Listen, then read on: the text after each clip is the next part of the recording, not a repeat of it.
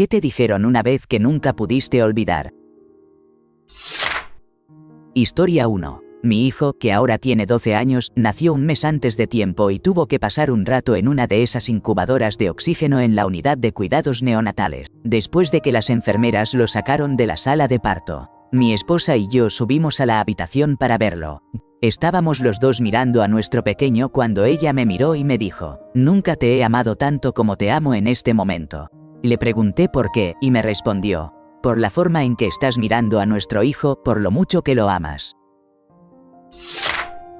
Historia 2. Ella no iba a permitir que alguien más apagase su luz interior, y tú tampoco deberías hacerlo. Eso me dijo mi maestro de inglés y tutor en 7º grado. En ese momento, atravesaba una etapa muy oscura en mi vida. De hecho, pensaba en poner fin a mis días. Un día, después de clase, me llamó aparte y me dijo que le recordaba a Barbra Streisand. Me contó que ella era divertida, talentosa y hermosa, y que aunque tuvo que aprender a aceptarse a sí misma, jamás permitió que alguien apagara su resplandor. Justo cuando él estaba por brindarme más apoyo, me sacaron del salón para llevarme con orientación. Alguien había alertado que yo tenía intenciones de hacerme daño y un plan para hacerlo. Mi maestro había percibido cómo, poco a poco, mi fuego interior se iba consumiendo, dejando de ser esa chispa brillante que él conocía. Nunca olvidaré ese momento. Han pasado casi 40 años. Los maestros son esos héroes invisibles que tanto hacen falta en nuestras vidas. Historia 3. Fue apenas esta primavera, y estoy seguro de que ninguno de los tres lo olvidaremos. Mi mamá, de 81 años, católica convertida y republicana de toda la vida, acudió a una manifestación con un cartel que proclamaba, más o menos, que el debido proceso es para todos. Mi hermana y yo, sin habernos coordinado, le expresamos lo mucho que la admirábamos. Tras el primer llanto compartido, mi mamá nos reveló que hacía mucho tiempo que nadie le decía esas palabras. Así que, claro, volvieron las lágrimas con más fuerza. Desde entonces, me esfuerzo por decirle a la gente que estoy orgulloso de ellos. Historia 4. Recuerdo cuando mi mamá partió de este mundo. Estaba conversando con un amigo que perdió a uno de sus hijos de manera inesperada, cuando era aún muy joven, hace ya varias décadas, y aquella ausencia seguía latiendo profundamente en su alma. Me compartió una reflexión que nunca se me borró. Es un sentimiento que nunca se extingue. Solo aprende a ocultarse hasta que surgen esos instantes de silencio. Pero el dolor camina contigo a lo largo del tiempo y del espacio, buscando refugio en lugares donde nunca debió haberse instalado. Historia 5. Mi corazón es tan grande porque tiene mucho amor adentro. Mi hijo de 5 años me dijo esto justo después de que visitamos al cardiólogo. Cuando aún era bebé, lo llevé al hospital porque tenía un resfriado muy fuerte y le costaba respirar. Después de hacerle varios exámenes, me sorprendí mucho cuando me dijeron que tenía el corazón agrandado. Le dieron medicamentos y ahora que tiene 5 años, fuimos a su cita con el cardiólogo para revisar cómo estaba su corazón. Afortunadamente, todo volvió a la normalidad. Cuando le conté que, cuando era muy chiquito, su corazón estaba muy grande porque él mismo me había preguntado por qué el doctor tenía una foto de su corazón, me respondió con la inocencia más pura: «Es grande porque tiene mucho amor adentro. Jamás voy a olvidar eso». Historia 6. Había una streamer que estaba siendo acosada mientras jugaba en línea, simplemente por ser mujer. En medio del torrente de insultos, lanzó una frase que me dejó completamente impresionado: «Cierra ese bocón o me voy a hacer daño irreparable con tu papá y le voy a dar el hijo que siempre quiso». Llevo jugando videojuegos toda mi vida y nunca había escuchado una respuesta tan contundente, tan directa, que solo alguien con esa fuerza interior podría soltar con tanta valentía. Fue un impacto tan profundo que se quedó grabado en mi memoria. Sin duda, fue una de esas palabras que difícilmente se olvidan. Historia 7. Cuando estaba en el ejército, participé en una prueba para entrar a una unidad de reconocimiento dentro de mi pelotón. Íbamos al final de una larga carrera en formación, y justo en ese momento nos topamos con una pendiente empinada y prolongada. Uno de los líderes de la unidad, que desde el primer día había confiado en mí y me había guiado, estaba encargado de dirigir la carrera. De repente, se volteó, me miró fijo y gritó: «No dejes que esta pendiente te vuelva la cabeza». Aunque los demás no lo notaron, después me contó que decía eso directamente para mí, porque sabía que todavía me estaba recuperando de una lesión en la rodilla y que me estaba costando seguir el ritmo durante esa prueba. Sus palabras fueron justo lo que necesitaba, y logré salir adelante del resto del reto. Eso fue hace casi 20 años, qué locura. Pero todavía puedo ver su cara y escuchar su voz cada vez que siento que esa pendiente va a hacerme perder el control. Historia 8. Que algo te quede no significa que debas usarlo. Esa fue la sabia recomendación que me dio mi mamá cuando tenía 18 años y pensaba en comprarme un vestido negro ajustado y muy revelador. La verdad es que nunca llegué a comprar ni a ponerme algo parecido a ese tipo de prendas en toda mi vida. Mi mamá, Joan, falleció al año siguiente y de alguna manera esas palabras se quedaron grabadas en mi mente mucho más que cualquier otro consejo que me dio. La extraño todos los días, cada hora, cada instante, y me siento muy afortunada de haber tenido a alguien como ella de madre. Historia 9. Aquí no recibimos a hombres con tu historial, o están muertos o están en la cárcel. Eso me lo dijo una trabajadora social justo cuando fui a pedir ayuda tras haber perdido a mi pareja, quien había decidido poner fin a sus días. Me encontraba en un abismo profundo, cargado de un dolor que parecía no tener fin. Le confié todo lo que había acumulado en mis 25 años de vida, buscando alivio en mis palabras, y esa fue su respuesta. La verdad me impactó profundamente, porque sentí que algo en mí estaba irremediablemente torcido. Me hizo creer que mis cicatrices eran tan profundas que me convertían en alguien fuera de lugar, como si no hubiera un camino de regreso para personas como yo. Historia 10. Tengo 2 recuerdos, ambos con mi papá. El primero fue cuando tenía como 6 años, súper emocionado por algo y contándoselo, y de repente me corta en seco con un ¿será que alguna vez te callas? El segundo fue en la secundaria, cuando llegué a casa con mi primera SSEI, en un informe de progreso, no en la boleta oficial. Él me dice, ya deberías ir practicando cómo decir, ¿quieres papas fritas con eso? O bolsa de papel o plástico, señor, porque eso es lo máximo que vas a lograr. Ahora no tengo contacto con él y me va mucho mejor. Historia 11. Esa chica te entiende, hijo, y contigo no es fácil. Así me decía mi papá, hace unos 15 años, hablando de mi entonces novia, que ahora es mi esposa. Para ese momento yo ya estaba completamente comprometido con ella. Lo que más me quedó grabado fue, primero, lo mucho que le gustaba. Y segundo, que jamás me había descrito antes como una persona complicada. Eso me tomó por sorpresa. Le pedí que me explicara un poco más, y con una ternura impresionante, me contó, casi con cariño, cuáles eran las cosas difíciles de convivir conmigo. Para mí, fue como una revelación. La verdad, ni sé si él se acuerde hoy de esa conversación, pero a mí me marcó profundamente. Historia 12. Cuando estaba en la secundaria, era de esos chicos insoportables que creían que señalar errores o huecos en las historias los hacía parecer muy inteligente. Un día, una chica llamada Mari me dijo algo que cambió mi forma de ver las cosas. En lugar de buscar todas las razones por las que algo no funcionaría, ¿por qué no intentas pensar en las formas en que sí podría funcionar? Con el tiempo, esa idea fue evolucionando en mi cabeza hasta convertirse en algo así como, en vez de enfocarte en todas las razones por las que alguien no debería creer en algo, trata de entender por qué sí lo hace. Aprender a usar la imaginación y el pensamiento crítico de manera cooperativa, en lugar de hacerlo para competir o desacreditar, me volvió mucho más empático y me ayudó a comprender mejor a los demás. Historia 13. Mi esposa había estado luchando contra el cáncer durante 3 años. Estábamos en el hospital cuando me dijeron que había sufrido un derrame cerebral masivo, que gran parte de su cerebro había dejado de funcionar y que ya no había nada por hacer más que dejar que se fuera. Le estaba contando esto a mi hijo mayor, y él me mira y me dice, papá, mamá nunca se rindió y nosotros tampoco podemos hacerlo ahora. Esos momentos en los que sabes que lo que vas a decir a continuación es crucial. Traté de explicarle que no había nada que pudiéramos hacer. Espero haberlo hecho bien. Historia 14. Hace muchos años, estaba participando en un maratón y había un caballero de 80 años también corriéndolo. Yo tendría como 20 en ese entonces. Y mientras esperábamos en la línea de salida, le pregunté qué podía hacer para poder correr un maratón a los 80 años como él. Entonces, me sonrió con una sonrisa pícara y me soltó, el movimiento es como una loción. Ahora tengo 40. Me he mantenido en forma y sigo corriendo largas distancias. Sobreviví a una disección aórtica y a un derrame cerebral, y fue precisamente por mantenerme activo. Sus palabras resuenan siempre en mi mente, el movimiento es como una loción. Historia 15. Le estaba contando a mi prima que pensaba jubilarme en un par de años y mudarme cerca de la familia. Ella me preguntó, ¿por qué esperas tanto? Ahí me di cuenta de que no había ninguna razón para no hacerlo antes, aunque siguiera trabajando. Así fue como pasé los siguientes 18 meses visitando a mi mamá un par de veces por semana, en lugar de hacer ese largo viaje una vez al mes. Ella falleció a los 95 años y todavía me alegro mucho de haber tomado esa decisión a tiempo.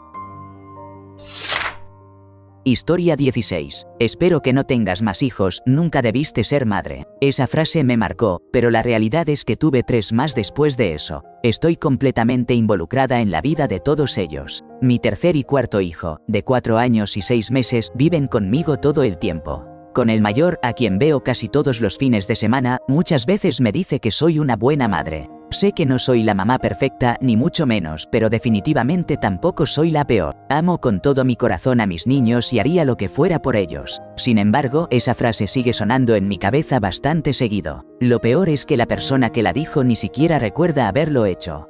Ella lo minimiza, como si no tuviera importancia porque no lo recuerda, entonces ¿por qué debería importarme? Pero esas palabras me hacen dudar, cuestionarme si soy realmente una buena mamá y si algún día mis hijos me recordarán con cariño y respeto como su madre. Historia 17. Ojalá nunca te hubiera tenido, me susurró esa persona tóxica que me trajo a este mundo, justo en mi cumpleaños número 21. No puedo evitar imaginar el día en que finalmente encuentre paz al dejar atrás su sombra.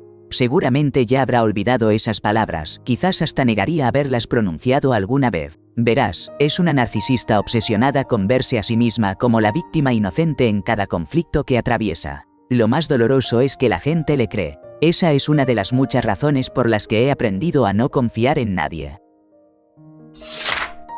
Historia 18. Nunca sabes cuándo alguien necesita una palabra amable y un abrazo. Recuerdo que un día, cuando cursaba 9º grado y caminaba rumbo a la escuela, me crucé con un grupo de jóvenes y adultos jóvenes a lo largo del camino. Todos vestían de amarillo.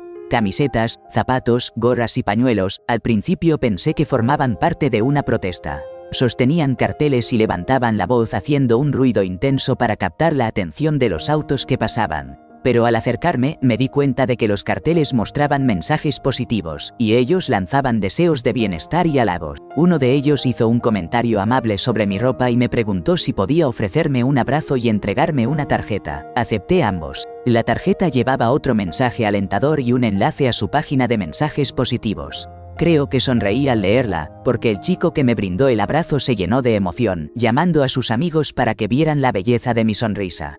Al despedirme, le pregunté por qué hacían todo aquello. Me regaló una sonrisa y dijo, nunca sabes cuándo alguien necesita una palabra amable y un abrazo. No recuerdo los cumplidos exactos, ni los mensajes de los carteles. Tampoco guardo en mi memoria su nombre, la organización a la que pertenecía, ni cómo era físicamente aquel joven tan especial. Pero sí tengo grabadas sus palabras sinceras y sobre todo, la manera en que me hicieron sentir. Desde entonces siempre intento compartir ese mensaje y esa sensación cuando puedo. Historia 19. Levántate y ve por él. Mis hijos tienen todos TDAH, y créanme, a veces era abrumador y agotador. Una vez estaba en la sala de espera con mi hijo más pequeño mientras sus hermanas mayores estaban en terapia. Él tendría como 3 años y no paraba de correr hasta el área de la recepcionista. Yo le llamaba para que regresara, pero se reía y parecía no tener muchas ganas de volver. ¿Quién no se divertiría si fuera un niño pequeño jugando en un lugar nuevo? Después de un rato, la terapeuta salió, observó la situación por un momento y luego se acercó para decirme exactamente eso. Levántate y ve por él.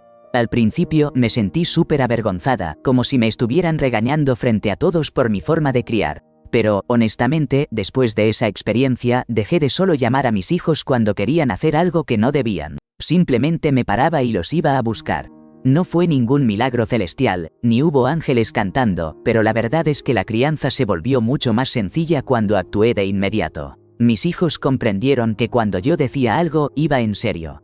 Y fue justo ahí cuando muchas cosas mejoraron en nuestra relación. En retrospectiva, agradezco esa pequeña vergüenza, porque cambió por completo la dinámica.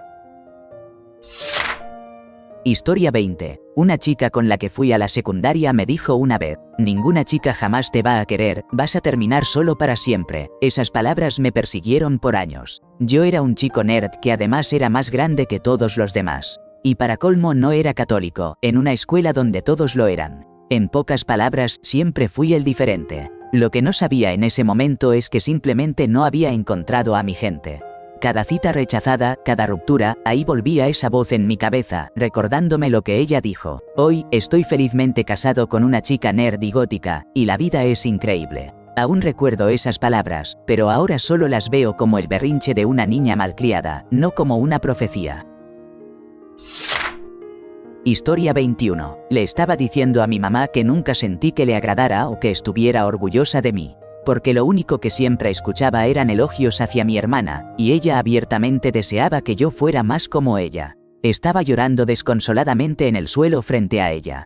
Y ella solo me miró con molestia y dijo: supongo que estoy orgullosa de ti. Lo dijo de una manera tan indiferente, como si solo quisiera dejar ese momento atrás y estaba molesta conmigo. Recuerdo mucho ese instante, sobre todo cuando después se queja de que no tenemos una relación cercana. Desde entonces, hace ya 12 años, ella me ha dicho que está orgullosa de mí solo un par de veces, pero al instante en mi cabeza vuelve esa frase fría: supongo que estoy orgullosa de ti. Y simplemente no puedo creerle. Historia 22. ¿Será que no te gusta tu trabajo, o simplemente que no te gusta trabajar? Esa frase fue una de las mejores recomendaciones que recibí justo cuando estaba pensando en cambiar de carrera. Resume perfectamente que hay dos tipos de problemas con los empleos, y es fundamental identificarlos antes de tomar la decisión de renunciar. Hay ciertas cosas que son parte inevitable de tener un trabajo de tiempo completo. Y si decides buscar un cambio solo por esas, lo más seguro es que termines decepcionado. Cada vez que tengo un día complicado en la oficina, me viene a la mente esta reflexión: ¿es que realmente me cae mal este lugar o simplemente no me gusta trabajar? Historia 23. Nunca lo vas a lograr, me dijo un estudiante que estaba sentado delante de mí en la clase de dibujo técnico en el otoño del 76. Había aplicado para ingeniería, pero no me aceptaron. Así que mi plan B fue estudiar un año de matemáticas avanzadas y luego intentar pasar a ingeniería. Eso era todo. Necesitaba tomar los mismos cursos que un estudiante de primer año en ingeniería. Por eso estaba en esa clase de dibujo. Desde ese momento, me propuse terminar mi carrera en ingeniería solo para demostrarle que estaba equivocado. Historia 24. Si hubiera estado mentalmente sano, nunca hubiéramos sido amigos en la secundaria. Lo más triste de todo es que desearía que ella también hubiera estado mejor, porque fui un mal amigo. No fue intencional, pero la lastimé y lo lamento. Justo le había pedido disculpas por cómo me comporté, y ella me respondió: estás demasiado deprimido y nadie aquí te quiere. Necesitas hacer una búsqueda profunda en tu interior, o al menos tomarte un descanso este verano. Eso me lo dijo una jefa nueva cuando me despidió apenas 5 días después de empezar en el trabajo. Ese día casi me doy por vencido. Pero cuando llegué a casa, mi perro me recibió como siempre y lo abracé con ganas. Me alegra que pudieras verme. Cada vez que nos despedíamos en las reuniones familiares, mi abuelo me decía esas palabras. Yo adopté esa frase para mí. Lo perdí en octubre del 2023. Historia 25. Mejor hecho que bien hecho. En la universidad, yo batallaba muchísimo con la procrastinación y el perfeccionismo. Siempre me ponía tanta presión para entregar el ensayo perfecto y todo eso, que terminaba evitando hacer cualquier trabajo. Dejadlo todo hasta la noche antes de la entrega. Cuando me angustiaba corriendo para terminarlo, o peor, terminaba pidiendo una prórroga para no hacerlo en absoluto. Un profesor que me gustaba mucho decía esta frase, y se me quedó grabada. Prefería que le entregara algo decente a que me atorara buscando perfección y no entregara nada. Gracias a ese consejo, pude aflojar un poco la presión que me imponía y con el tiempo, hasta empecé terapia, en parte por sus palabras. Fue un cambio enorme para mí.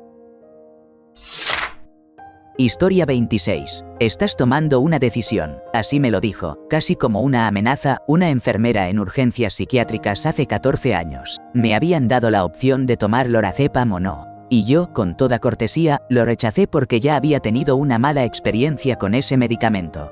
No tenía idea de qué quería decir exactamente con eso ni de las consecuencias que insinuaba. Solo entendí que aparentemente había tomado la decisión equivocada y que eso iba a traer problemas. Todavía, cuando me quedo paralizado entre dos opciones, esa voz tonificada y casi cantarina de ella resuena en mi cabeza. Y te juro que a veces pienso que ese recuerdo podría ser la razón por la cual algún día termine de nuevo en urgencias, completamente desquiciado.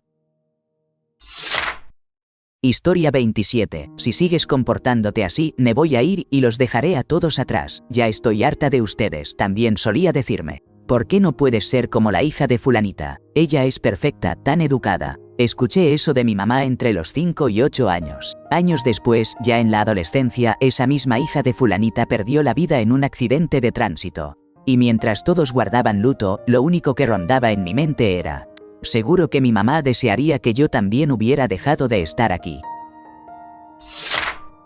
Historia 28. En mi último año de preparatoria nos pidieron hacer un proyecto final. Una presentación de 15 minutos donde explicáramos qué queríamos lograr después de graduarnos. Yo elegí contar que quería ser escritor. Ya había publicado 2 cuentos cortos en una revista y para la presentación usé una versión de la historia arquetípica en la que me inspiraba. Pero, de repente, una profesora de inglés me soltó que escribir no es una carrera de verdad. Tuve que regresar a casa caminando casi 7 kilómetros, cargando un enorme cartel con mis notas, borradores y gráficas, y para colmo, me reprobó. Por suerte, mi otra profesora de inglés, que no fue quien me calificó, decidió revertir esa decisión y me regaló un ejemplar de No Exit to Brooklyn con una nota muy amable. ¿Saben qué nombre recuerdo? El de la señora Ericksons, no el de esa profesora amargada y resentida que se la pasa repitiendo ese famoso dicho de «los que no pueden, enseñan». Ahora tengo 36 años, y sí, todavía llevo conmigo un dejo de amargura. Historia 29. Es humillante estar contigo, me soltó mi ex esposo en medio de una crisis de pánico. Él sabía que batallaba con trastorno de pánico y depresión desde que éramos amigos y después novios. Pero creía que casarnos y alejarme de mi red de apoyo me haría madurar. Esa era otra de las frases que repetía como si fueran joyas. Para no extenderme, nada de eso funcionó. Al final logré salir de esa relación, regresar con mi gente, divorciarme y empezar una terapia que realmente me salvó la vida. Esa frase me atormentó casi una década. Hoy en día, poco a poco se va desvaneciendo, y he ganado mucho más amor propio y confianza en mí que nunca antes en esta etapa de mi vida. Pero no voy a mentir, ese momento fue realmente terrible. Historia 30. No siempre tienes que ser esa chica, me dijo un hombre mayor, con un aspecto desaliñado y derrotado, sentado solo en un diner a altas horas de la noche. Yo iba caminando hacia el baño y pasé junto a él. En ese momento estaba en una mesa con un grupo de amigos. Después de haber salido de varios bares, y yo era la bromista ruidosa, la que siempre buscaba llamar la atención como solía ser en mis 20. Lo curioso es que no me lo tomé como un insulto, porque él tenía toda la razón. Era como si, justo en ese momento y lugar, alguien me hubiera colocado ahí para ayudarme a darme cuenta de que todo ese show era solo una máscara para ocultar una inseguridad profunda, o algo así. Con el tiempo entendí que esa actitud fue, en gran parte, mi forma de adaptarme a crecer con padres alcohólicos que siempre estaban peleando. Era como decir, no les prestes atención, mejor mira todo lo absurdo que hago o digo, así no tienes que ver lo terrible que está todo realmente. Benditos sean ellos, bendita sea yo, y bendito ese tipo desconocido en ese diner, esa noche. Historia 31. Nunca pongas nada por escrito que no quieras que todo el mundo conozca. Cuando estaba en la secundaria escribí una carta un poco vergonzosa pero muy inocente para un chico que me gustaba. Y esa terminó rodando por toda la escuela. Me sentí terrible, y mi mamá me dijo justamente eso. No recuerdo que me diera mucha consolación o que me asegurara que con el tiempo la carta quedaría en el olvido, pero así fue. Mi mamá tenía esa manera directa de enfrentar las cosas, aunque siempre con mucho cariño. Por ejemplo, sé que mi hermana nunca olvidará lo que mi mamá le dijo cuando estaban en el hospital, frente al cuerpo de su esposo, que había partido de forma inesperada poco más de una hora atrás debido a un infarto. Tenía 36 años. Mi mamá, que era enfermera, a veces abordaba la muerte con una frialdad práctica. La abrazaba, le expresaba cuánto lo sentía y lo injusto de la situación, y luego añadió, bueno, vamos, ya no va a estar menos muerto.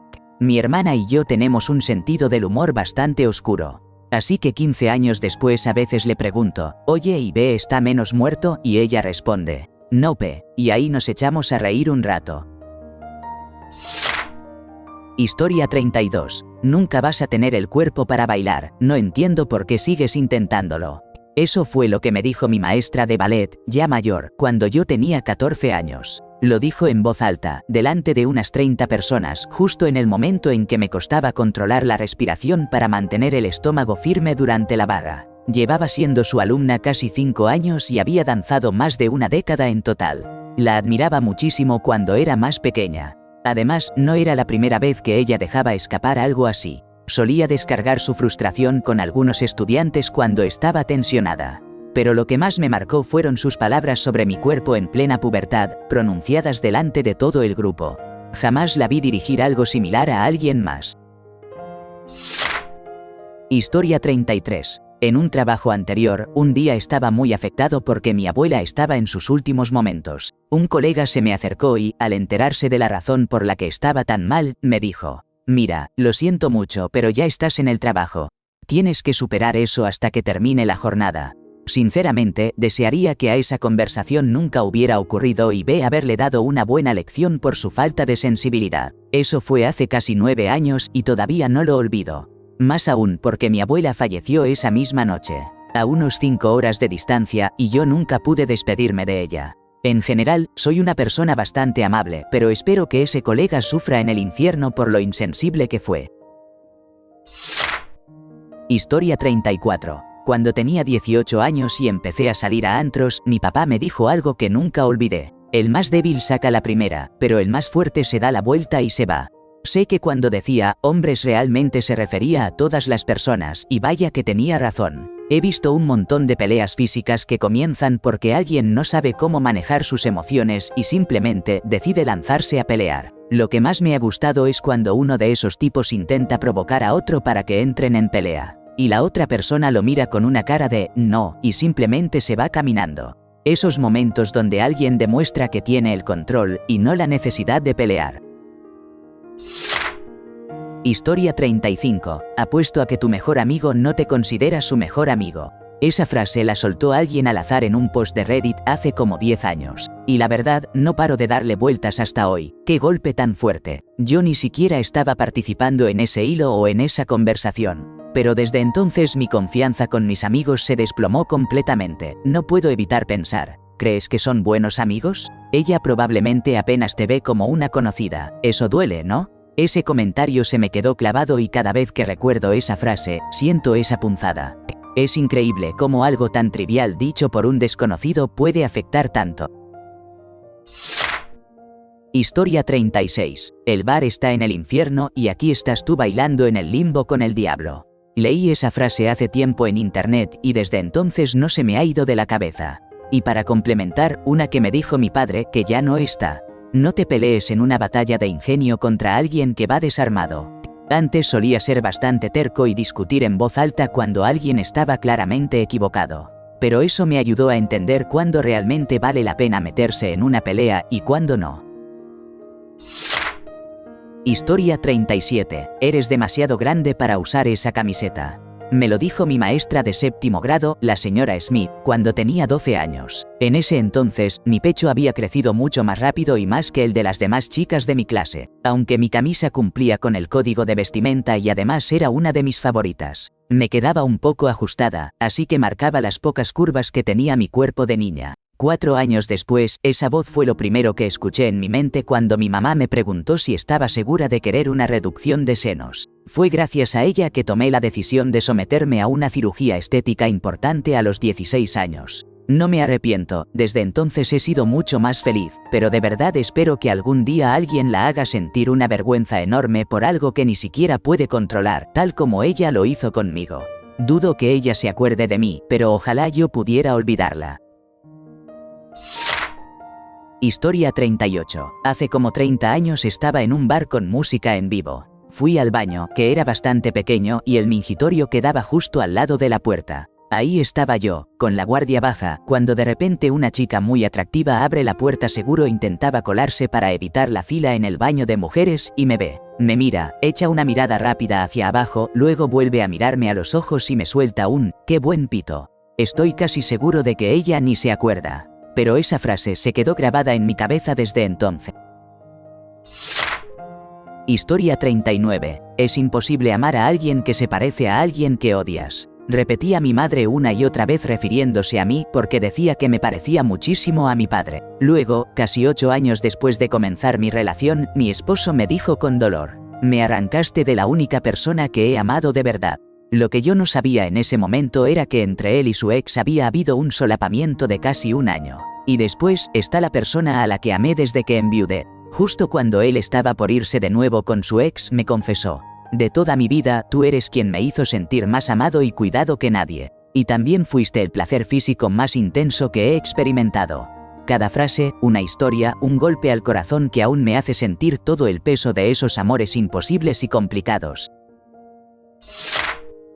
Historia 40. Cuando era niño, le dije a mi mamá: te quiero más, y ella me contestó con un frío: eso seguramente es así. Después, cuando mi papá estaba atravesando una mala racha mental, me abrió su corazón aquella noche de Navidad. Me confesó que, desde que su segunda esposa, mi madrastra, lo había dejado, él ya no tenía nada por qué vivir. Yo solo tenía 16 años. Tengo un montón de recuerdos con frases terribles que quedaron grabadas en mí, cortesía de esos dos.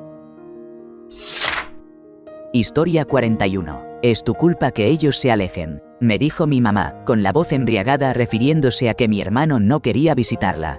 Esto ocurrió justo después de que se separara de mi papá. Ella comenzó a refugiarse en la bebida para sobrellevar todo lo que estaba sucediendo. Y en un día especialmente oscuro me soltó esa frase: aunque hace mucho tiempo que dejó ese hábito y ahora es otra persona. Esas palabras quedaron tatuadas en mi memoria. Tenía como 13 o 14 años, ahora tengo 39, y a veces esa herida reaparece con la misma intensidad, como si fuera ayer.